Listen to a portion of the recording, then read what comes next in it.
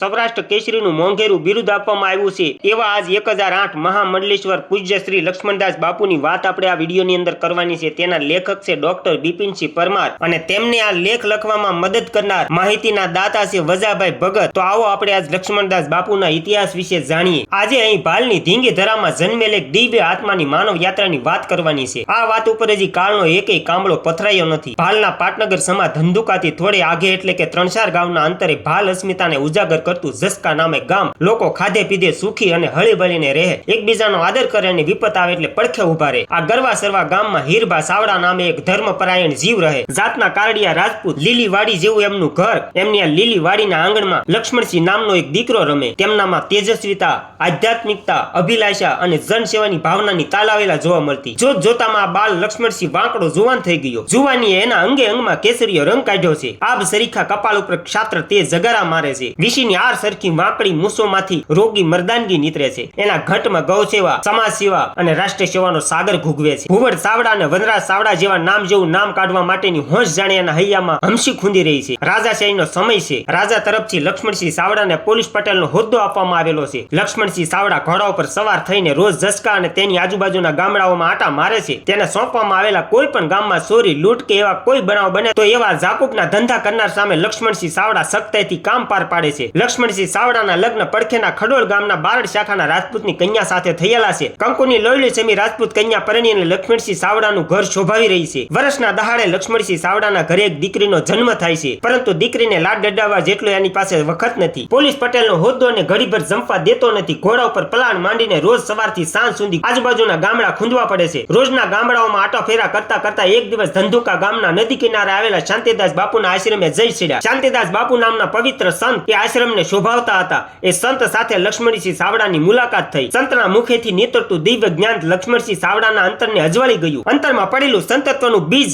અંકુરાયું। કહેવાય છે ને કે ભક્ત બીજ પલટે નહીં, યુગ જાય અનંત, ઊંચ નીચ ઘેર અવતરે, આખર સંતના સંત શાંતિદાસ બાપુના જ્ઞાનની પવિત્ર વાણીના પ્રતાપે લક્ષ્મણસિંહ સાવડાના અંતરમાં પડેલું ભક્તિનું બીજ અંકુરાઈને કૂંપળો કાઢવા લાગ્યું। પછી તો અવારનવાર લક્ષ્મણસિંહ સાવડાની શાંતિદાસ બાપુ સાથે મુલાકાતો થવા લાગી। એમ થતા થતા એક દિવસ લક્ષ્મણસિંહ સાવડાએ શાંતિદાસ બાપુ સામે આજીજી કરી, બાપુ મને આપના શિષ્ય બનાવો, મારી કાયાનું કલ્યાણ કરવું। લક્ષ્મણસિંહ સાવડાના અંતરમાં ઘૂઘવતા ભક્તિના દરિયાને બરાબર પારખી ગયેલા શાંતિદાસ બાપુએ તેને પોતાને શિષ્ય બનાવ્યા। લક્ષ્મણસિંહ સાવડાએ શાંતિદાસ બાપુ પાસેથી શિષ્યની દીક્ષા અંગીકાર કર્યા બાદ પોલીસ પટેલનો હોદ્દો પણ છોડી દીધો અને પૂરો સમય ભક્તિમય જીવન ગાળવા લાગ્યા। એનું આવું ભક્તિમય જીવન જોઈને લોકો એમને લક્ષ્મણદાસ બાપુ તરીકે ઓળખવા લાગ્યા। લક્ષ્મણદાસ બાપુની દીકરીબા, તેમનું નામ અમરબા, 12 વર્ષના થયા ત્યારે તેમના ઘરનું માણસ સ્વર્ગે સિધાવી ગયું। દીકરીબા અમરબાના લાલન પાલનની જવાબદારી પોતાના માથા ઉપર આવી ગઈ। ભક્તિ કરતા કરતા દીકરીબાનું લાલન પાલન કરવા લાગ્યા। અમરબા ઉંમરલાયક થતા તેને અમદાવાદમાં વાળા શાખાના રાજપૂત પરિવારના યુવાન સાથે પરણાવી દીધા। લક્ષ્મણદાસ બાપુ પોતાની કન્યાના લગ્ન બાદ અવારનવાર પોતાના ગુરુ પાસે જતા અને ત્યાં બંનેનો કલાકો સુધી સત્સંગ ચાલતો। એક દિવસ લક્ષ્મણદાસ બાપુનો પોતાના ગુરુ શાંતિદાસ બાપુ સાથે સત્સંગ ચાલતો હતો। ત્યાં ખાખી બાવાઓની જમાત આવી ચડી। ભૂરિયા, લટોરિયા, રાખમાં રોલેલી કાયાઓ, તુલસીના પારાવાળા બેરખા અને લાલ સણોઠી જેવી આંખોવાળા ખાખી બાવાઓની જમાત પ્રત્યે આકર્ષાઈને લક્ષ્મણદાસ બાપુ તેમની સાથે ભળી ગયા। જમાત સાથે ભળીને દેશે રટણ કરતા કરતા એક દિવસ તેઓ શિહોર તાલુકાના લવડા ગામે જઈ ચડ્યા અને ત્યાં દેવાભાઈ ગોહિલની વાડીમાં ઉતારો કર્યો। 2 દિવસ ત્યાં રોકાઈને ખાખી બાવાઓની જમાત ત્યાંથી ઉપડી ગઈ, પરંતુ લક્ષ્મણદાસ બાપુ રોકાઈ ગયા। એક દિવસ ખોડાભાઈ સોલંકીને લક્ષ્મણદાસ બાપુએ પૂછ્યું, ખોડાભાઈ અહીં આસપાસ કઈ જગ્યા ખરી? ખોડાભાઈએ જવાબમાં કીધું, હા બાપુ, પિંગળી ગામમાં રાજપૂત સમાજની જગ્યા છે અને ત્યાં કોઈ સાધુ પણ નથી। ખોડાભાઈ સોલંકીનો જવાબ સાંભળીને લક્ષ્મણદાસ બાપુ દેહાભાઈ ગોહિલની વાડીએથી વિદાય થયા અને પિંગળી ગામે જઈને કારડિયા રાજપૂત સમાજની જગ્યામાં ઉતારો કર્યો। સાંજે ગામના આગેવાનો બાપુને મળવા આવ્યા ત્યારે બાપુએ તેમને પૂછ્યું કે આ જગ્યાને કેમ કોઈ વિકાસ થતો નથી? જવાબમાં આગેવાનોએ કહ્યું કે બાપુ આ તો 52 ગામના રાજપૂતોની જગ્યા છે, આમાં અમારે એક ગામનું કાંઈ ન ચાલે। પિંગળી ગામના આગેવાનોનો આવો જવાબ સાંભળી અને બાપુએ 52 ગામના આગેવાનોને પિંગળી ગામની અંદર બોલાવ્યા। સર્વસંમતિથી જગ્યાનો ભારે વિકાસ તેમજ સરસ મજાનું રામજી મંદિર ઊભું કર્યું। થોડા સમયમાં જગ્યાનો ખૂબ વિકાસ થવાથી ગામને અને સમાજને બાપુમાં વિશ્વાસ બેઠો। પછી તો બાપુ અવાજ કરે તો જેમ ચણ નાખીને કબૂતર ભેગા થાય એમ લોકો ભેગા થવા લાગ્યા। લોકોની હાજરી વચ્ચે બાપુએ કહ્યું, ભાઈઓ, કુરિવાજો અને વ્યસનોને છોડી અને શિક્ષણમાં રસ દાખવો। બાપુના ઉપદેશની અસર ઘણા બધા લોકો ઉપર પડી। લક્ષ્મણદાસ બાપુ વિશ્વ હિન્દુ પરિષદની કામગીરી પણ કરતા હતા, જેને લઈને તમામ જ્ઞાતિના લોકો બાપુની સહાના વધી। પાલિતાણાના ઠાકોર સુરસિંહજીના ગુરુદ્વારના સંત સેવાદાસની જગ્યા ખાખી સંતોના કહેવાથી સંત શ્રી લક્ષ્મણદાસ બાપુને સોંપવામાં આવી। જ્યાં ગામ લોકોએ દબાણ કર્યું હતું તે હટાવી બાપુએ સરસ મજાનું રામજી મંદિર બનાવ્યું અને મંદિરમાં હાલમાં સરસ મજાના બગીચાનું નિર્માણ કર્યું. જેમ સૂરજનું તેજ છૂપું રહેતું નથી, તેમ લક્ષ્મણદાસ બાપુનું તેજ ભરેલું જીવન પણ સોમે રજવાડા પાથરવા લાગ્યું. તેના લોકો